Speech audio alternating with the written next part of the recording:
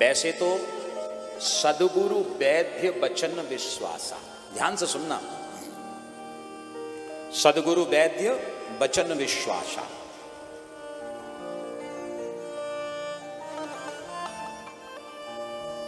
सदगुरु के और डॉक्टर के, वैद्य के वचन पर हमें बात पर क्या करना चाहिए? विश्वास। गुरु जी के यहां जाकर के, डॉक्टर के यहां जाकर के अपना दिमाग नहीं चलाना चाहिए। कई लोगों की आदत होती है, कहीं दिमाग चलाएं ना चलाएं पर गुरु जी कोई ज्ञान दे जाते हैं। गुरु जी के यहाँ जाएंगे, गुरु जी कोई ज्ञान की चर्चा करें, उससे पहले अपना ज्ञान गुरु जी को सुना देंगे। डॉक्टर कोई दवाई बताए, कोई परहेज बताए, उससे पहले हम ही अपना ज्ञान सुना देते हैं। परिणाम घातक सिद्ध होता है। जैसे एक बार एक डॉक्टर के पास एक आदमी गया, बीमार था। अब डॉक्टर के पास गया तो डॉक्टर ने पूछा क्या हुआ? बोले सिर में दर्द हो रहा है, सिर में दर्द हो रहा है। डॉक्टर ने कहा ठीक है, तो ये दवाई ले लेना, ठीक हो जाएगा। अब डॉक्टर ने दवाई दी, इसको ले लेना, ठीक हो जाएगा। अब उसने अपना दिमाग लगाया और दिमाग लगाते ही डॉक्टर से कहा क्या गारंटी ठीक हो जाएगा? गारंटी क्या है कि ठीक हो जाएगा? डॉक्टर ने कहा हमने कहा ना ठीक हो जाएगा। अब फिर उसका दिमाग चला, उसने सोचा कि हमें दवाई दे रहे हैं और कह रहे हैं ठीक हो जाएगा, पहले तो हमें यह पता करना चाहिए कि ये दवाई बनती कहाँ है और सही इसमें चीजें मिलाई जा रही हैं कि नहीं मिलाई जा रही हैं, उसका पता करना चाहिए। फैक्ट्री कहाँ है इसकी, पहले इसकी खोजबीन करूंगा तब खाऊंगा। अब आप विचार करो, दिमाग उसने लगाया। अब वो ये सोचे कि दवाई कौन सी कंपनी में बनती है, कहाँ इसकी फैक्ट्री है, क्या क्या मिलाया जाता है, तो क्या उसका दर्द ठीक होगा? दिमाग लगा दिया उसने।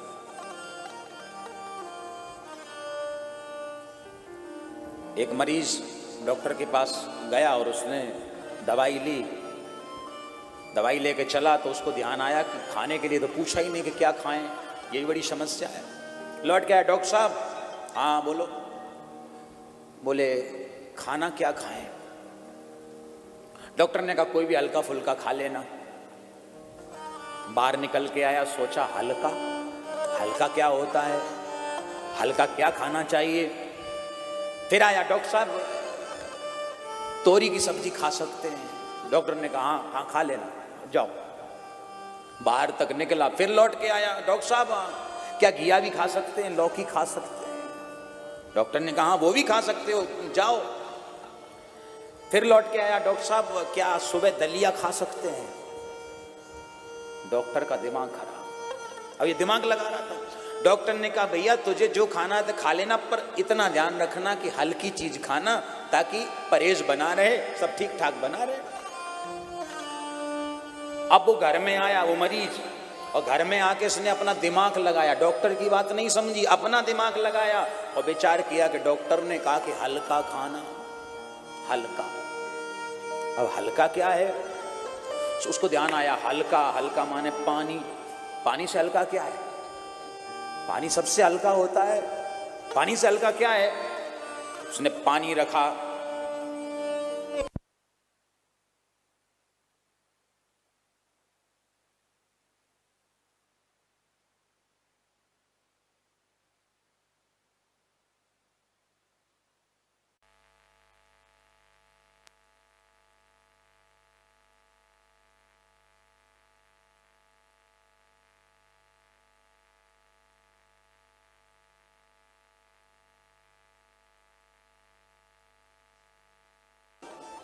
बोले घी, तेल, तो पानी में भी तैर जाता है। पानी में तेल डाल दो तो ऊपर तैर जाता है। पानी से भी हल्का,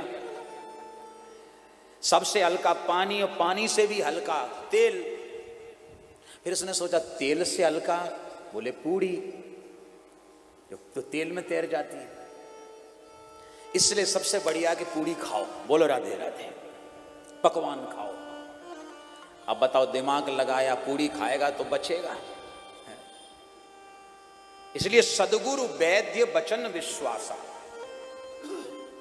सदगुरु के और वैद्य की बात पर आंख बंद करके भरोसा कर लेना चाहिए। बोलो राधे राधे। दिमाग लगाओगे तो वो घातक सिद्ध होगा, परिणाम सही नहीं होगा।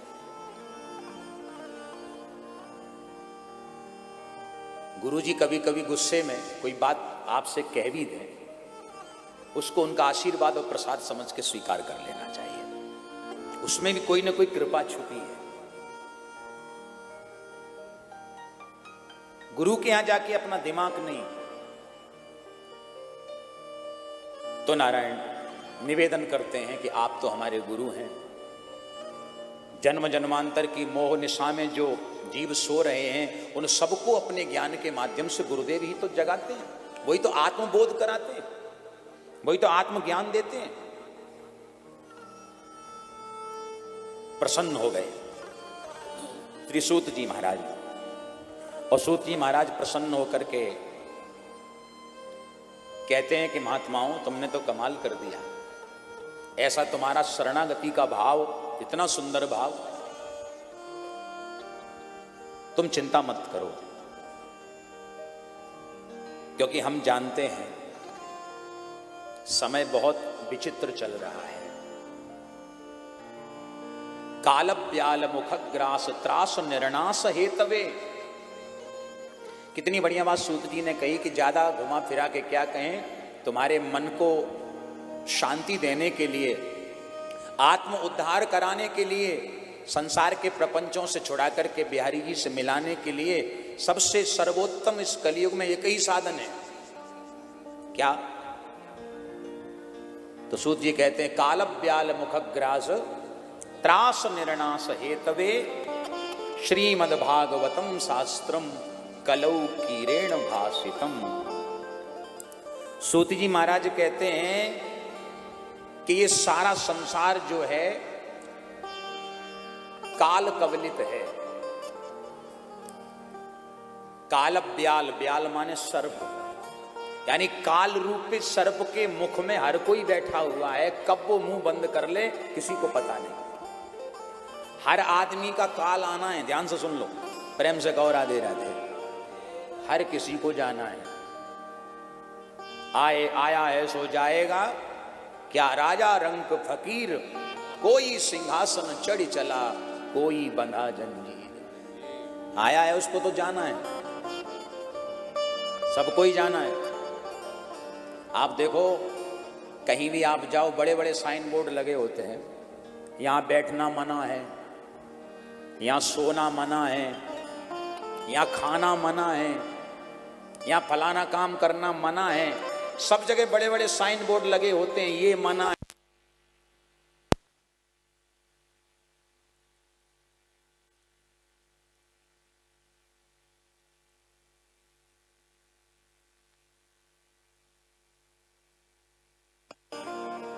बड़े बड़े साइन बोर्ड लगे होते हैं, खाना मना है, सोना मना है, बैठना मना है, पर कहीं ये नहीं लिखा होता कि यहां मरना मना है। बोलो राधे राधे, कहीं लिखा है? बोलो, क्यों नहीं लिखा मालूम है? क्योंकि मृत्यु की पहुंच हर जगह है। अरे आप यहां नहीं बैठोगे तो वहां बैठ जाओगे, आप यहां नहीं सोओगे तो वहां सो जाओगे। पर भैया मृत्यु एक ऐसा विषय है, मृत्यु की पहुंच हर जगह है। चाहे आप यहां रहो चाहे वहां रहो, मृत्यु हर जगह पहुंच जाती है। तो काल ब्याल मुख ग्रास त्रास निर्णास हेतवे। सब काल के मुख में बैठे हुए हैं, काल रूपी ब्याल के मुख में बैठे हुए हैं, सर्प के मुंह में बैठे हुए हैं। तो उद्धार कैसे होगा? श्रीमद् भागवतम शास्त्रम कलौ कीरेण भासितम। श्रीमद् भागवत शास्त्र, शास्त्र किसे कहते हैं? शासनत्रायते,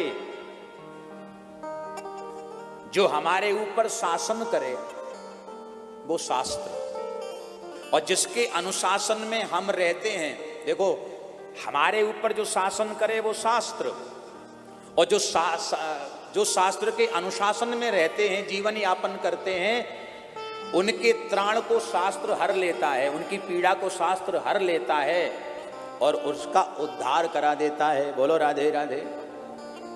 तो श्रीमद् भागवतम शास्त्रम, श्रीमद् भागवत क्या है? शास्त्र है। कलौ कीरेण भासितम, इस कलयुग में श्री सुखदेव जी ने इसको गाया है